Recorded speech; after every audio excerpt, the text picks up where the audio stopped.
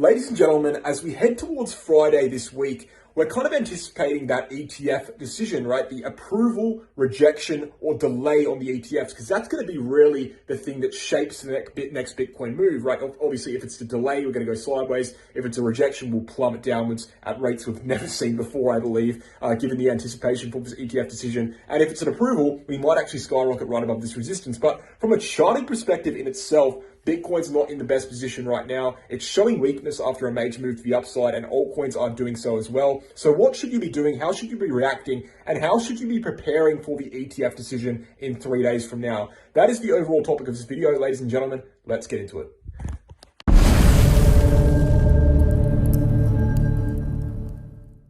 Okay guys, before we get into today's content, let's check out the VIP group on Telegram. On Telegram, as you can see, we have the VIP information and results group, which shows you the information and results for the VIP group we have there, which trades altcoins sub-daily. We've been very profitable in the VIP group over the last year. We started it in October last year in 2022. It's been going very well ever since. We're at an 85% win rate. You can check the trading results on this PDF document here, as well as a free trial sign-up membership, as well as the payment information for regular membership. Check that out if you're interested. That's in the description below. Guys, without further ado, let's get into the content. Not a particularly long video today. We're just going to be recapping a few things and also speaking about a few news events coming up over the next 3 days and the importance that has for Bitcoin right now. Bitcoin is also starting to correct downwards, and that correction could develop quite heavily. So we're keeping an eye on that. But let's start ahead and let's go ahead and take a look at what's actually happened here for Bitcoin on a medium-term scale. Just rewinding a little bit, we broke above a 1,000-day resistance line starting back from April 2021 on the logarithmic chart. It very much was valid. We tested on multiple occasions. I'm circling the occasions we tested it. We finally broke it to the upside here at the start, or the middle, I should say, of October. And ever since then, ever since that break of a 1,000-day resistance, we've seen a massive move to the upside, realistically a move around 30% to the upside from that breakout point, and from the low, which was actually predicted by us perfectly, we saw a breakout of 53%. We predicted that low because we were able to identify the fact that we were at 24.5k, which is a very strong support line I just drew in, and we also predicted that this support line would hold on the RSI, so we bounced off that strong line, bought the breakout very strongly, and saw and reaped the rewards from that. But now, unfortunately, well, it's not really unfortunate, it's just kind of a reality of the situation.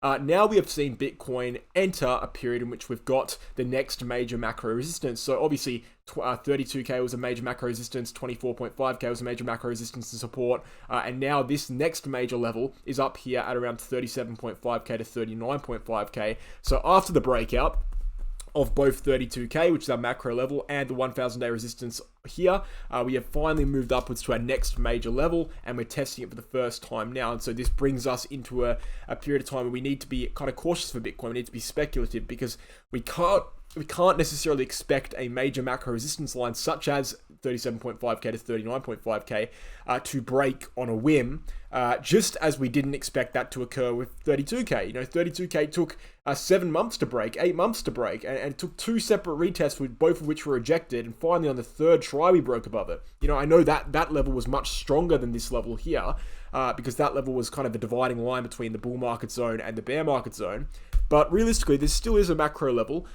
It's not necessarily as strong as 32k was, but it still is a macro level. We still need to treat it as such. Perhaps we see one rejection from it, some consolidation downwards, and then we break it later towards the end of the year or the start of next year. You know, you have to keep these things in mind. And so, you know, with that said, we've looked at the TA. We've discussed what's gone on with TA. We've got a rejection from the daily chart RSI line in red, what you see in 88.3 on the RSI, rejecting from that RSI line. We've got this RSI support here in yellow, ascending RSI support, which, you know, is quite a far bit away from now, right? And we could go downwards in the price chart, retest this yellow uptrending line in the price chart and this uptrending yellow line in the RSI before going upwards again to re-attack that region at 37.5k. I mentioned the other day that short-term TA on Bitcoin hasn't been particularly precise, but the medium-term and the long-term has been. And so what I mean by that is, as literally what I just said, short-term TA has been quite hard to predict because we've kind of been ignoring the short-term TA. The price has just kind of moved against the short-term TA. But the medium-term and long-term, the macro levels in themselves have to be respected because they have been respected even in wake of this ignorance of the short-term TA. And so this macro level at 37.5k to 39.5k has to be respected for that reason. And as we see a move that has gone upwards, since the low 2 months ago, 53% with zero retrace at all. As we see this uptrend being confidently sustained, even in wake of bearish descending volume in the upwards trend, even in wake of bearish RSI in the upwards trend, even in wake of bearish rejection from the RSI in the upwards trend, while we're pressing against this macro resistance, as we see all these things, we have to become cautious. And this is exactly what I told people to be doing over the last few days. I've said, even up here at the very peak, I've said, guys, be cautious. We are in macro resistance, and we've formed a rounding top formation since then. Yes, we are technically still holding the support at 36k, but overall, this macro rounding top formation is not something to be joked about. It's not something to brush off. It's something to be seriously considered, and I think we will be retesting this yellow uptrending line at some point.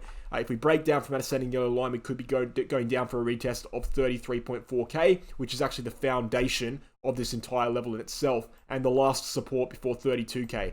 I've made it very clear in the past, I'll continue to say it again. I do not think that Bitcoin will break down below 32k, below 30k, right, which is the same level, right, 32k to 30k. I do not think we will lose this green box, probably in this entire market cycle in the next few years, or maybe even ever again. The only exception to that is if we see the ETFs, the Bitcoin spot ETFs, which we'll talk about in a second, if we see them denied, right, if they get denied, that goes out the window. Because we have seen in the past the strength, the weight, the sheer weight behind this ETF decision, the power it has. We saw over here, you might remember this, right? On the 16th of October, we saw ETFs, there was a rumor that they were getting approved, or people said they were approved. There was fake news that spread out. In a matter of like 10, 15 minutes, we jumped up 4,000 USD. That was a fake rumor, right? Which not many people saw, not many people believed in. If that happens on a rumor, you can imagine what's going to happen with the actual result. So obviously, if the ETFs are rejected, everything goes out the window. But provided the ETFs are approved, I believe we will not see prices below 30k in this entire cycle, and potentially even forever on Bitcoin. I genuinely do believe that, and I'll tell you right now, many analysts won't say it out on their YouTube channel because they don't like making claims like that. I'll happily say it, but many analysts won't say it, but they actually do believe it, because I've spoken to a lot of people behind the scenes in the crypto space, big YouTube channels, big YouTubers, who believe that wholeheartedly, but are too scared to say it. I'm not like that. I'm going to go ahead and say it right now. I do not think the TA at this point in time on a macro scale permits Bitcoin dropping below 30k for an extended period of time, unless there is that denial in the ETFs. That's the one thing. So on the topic of ETFs, in 3 days, on November 17th, okay, we have a potential approval or rejection or delay for the ETFs. So on the 17th of November, we have, I believe, 12 ETFs being kind of reviewed. And if we get an approval on the 17th, also obviously that will pump the market massively, and perhaps then we can just ignore the TA once more and just skyrocket above this 39.5k level. That's obviously a possibility if we get the approval. If we get a delay, the price action will continue as usual, and they'll have to review the ETFs in January as planned. And if we get a rejection, the price will go down massively, of course. But overall, we do have an ETF decision in 3 days, so that could bring massive volatility to the market. On top of that, on the same day, we will have CPI coming out. So on the 17th. Not on the same day, sorry. Today we have CPI coming out.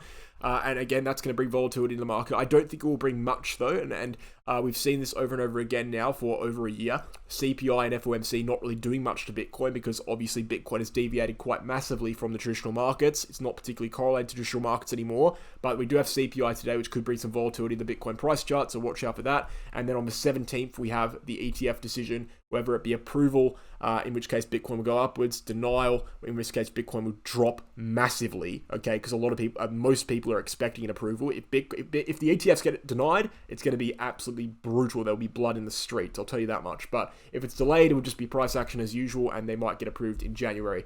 But in 3 days, watch out for that. If you're rushing into buys or rushing into shorts or longs, you might want to be very, very careful, because this could bring massive volatility in the market. But if you're going off TA, TA suggests that Bitcoin will reject here. TA suggests Bitcoin will see a correction, at least down to this yellow line and potentially below that. But, again, if the approval happens, TA goes out the window. As I've said before, we saw that on the 17th of October. TA does not work when you see a 4,000 USD pump in a matter of 10 minutes. It just simply does not. Ethereum right now, and I'm bringing this up because the altcoin market's been quite interesting over the last 3 or 4 weeks. We spoke about this in yesterday's video. Go ahead and check out yesterday's video if you're interested, by the way. It's a very insightful video about why I am not particularly on board with altcoins at the moment. Why I think perhaps moonshots and low caps are the exception, but generally speaking, mid to high cap altcoins, I'm not on board with buying those until after the halving, and especially not now after the recent move on altcoins. And why I'm saying that, you know, I'm very well aware that altcoins have seen massive pumps over the last few weeks. We've seen, you know, top 100 cryptocurrency market cap chart, all of these altcoins up, you know, 100%, 60, 70%, 50%, massive pumps on altcoins, you know, outperforming Bitcoin by double or triple or even quadruple on occasion. But overall, they are still lagging very, very far behind Bitcoin. Otherwise, Bitcoin dominance would not be upwards. And now, with Bitcoin dominance on support, ready to bounce, that shows us that altcoins will be topped out on these local moves, unless there is a major news event like the ETFs, for example. But that actually should just pump Bitcoin, to be honest, not altcoins. And then also we've got Ethereum Bitcoin forming this massive kind of double top formation and rounding top formation, ready to break down from support quite soon. And so we could see Ethereum Bitcoin, which is the Ethereum valuation valued in Bitcoin, you know, at the halving or potentially a bit after the halving, reaching down to this green box here at 0.04. I do not think that's a bullish structure, and hence that will drag down, you know, altcoins in general in relation to Bitcoin, and certainly Ethereum in relation to Bitcoin, as we have been seeing since the top, right, in November 2022. So the general trends with Bitcoin controlling the market are continuing. And if you want more insight on that, you can look into yesterday's video. But overall, in terms of cyclical trends, you know, obviously I could bring up the 4-year cycle chart and kind of bore you with all of that. But the fact of the matter is the 4-year cycle is very much intact, and a very simple way, and I like bringing up this chart every now and again, a very simple way of looking at the 4-year cycle is looking at this chart here. This is the yearly returns chart for Bitcoin. So a yearly candle chart. So every single candle here is worth 1 year, 12 months of price action. If you analyze the 4-year cycle this way, you can see year 1, year 2, year 3, year 4. All right, on year 2, we saw a correction. On the other years, we saw green. Okay, so first year is bull market, second year is bear market, bear market, consolidation, accumulation, bull market, bear market, consolidation, accumulation, bull market, bear market, consolidation. Next year will be accumulation, and the following year will be a bull market. All right, so we're very much on track in that regard. We have never seen so far a year of consolidation, which is the current year where we are in right now, year 3. We have never seen a year of consolidation show a bullish engulfing candle, right? It's always been smaller than the previous red candle. And we're getting to the point in which we're challenging that trend, but we're not quite there yet. We have about a month and a half left in the year, and Bitcoin would have to reach around 45k for that to happen, so I don't think it will occur. And that's a very healthy thing. We actually don't want any sort of deviation from previous trends. We would actually rather Bitcoin do what it's done before and not form a bullish engulfing candle. But as of right now, as you can see very clearly by this chart, Bitcoin is very, very much on track for a year of accumulation next year and then a bull market in the following year. So everything is on track from a cyclical perspective. I love looking at that chart. It simplifies the price action quite a lot. Just recapping what we've discussed in this video, guys. ETF in 3 days, so massive volatility potentially coming there. CPI coming today, so perhaps a little bit of volatility, but won't be too major, I don't think. But ultimately, ETF in 3 days. I don't believe Bitcoin will go below 30k again unless we see a denial or rejection on the ETFs. I think that will be one of the only catalysts for it, or potentially like World War III or something, right? There's always black swan events, but I think if we're looking at the charts alone, there's no real reason to do so given the weight of that 30 to 32k level.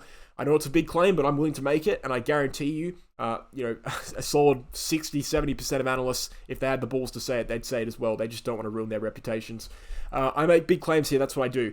We've got the daily chart as well showing a bit of weakness, and along with the 4-hourly chart, the short-term charts in general. I don't think this is the time to be buying. I also don't necessarily think it's the time to be shorting. I think with 3 days into an ETF decision, this perhaps is a time to be on the sidelines, but certainly not a time to be buying. And if you're buying anything, it shouldn't be altcoins, especially not after the recent moves, especially with Bitcoin dominance on support as well. So guys, thank you for watching. Hope you enjoyed the video. Tomorrow I might be taking a look at a Benjamin Cohen video and perhaps responding to that. We'll have to wait and see. I just want to do some research on that video tonight. But guys, thanks for watching. Check out the Bingx and Bitget exchanges. Bingx is a non-KYC global exchange. You can sign up from anywhere in the world with just an email address and a password. And Bitget is a global KYC exchange. You can sign up from anywhere in the world aside from the USA. Both very low in trading fees, both have never been hacked, both have very extensive protection funds in case they are hacked, and both I personally recommend. So go ahead and check out them with my referral links. You can find it in the description below. Sign up with my referral links and get a 15% trading fee discount as well as exclusive rewards by the reward centers on these exchanges. Do that if you're interested. And then check out the Crypto Academy if you want to learn how to trade. This is the place you can do it. The Become a Trader 10-unit course teaches you everything you need to know about trading in a structured university-style format. Slideshows, videos, worksheets, etc. The email address for contact is on the website, as well as all the relevant information in general. So guys, thank you for watching the video. I hope you enjoyed, and I'll catch you in the next one. Cheers.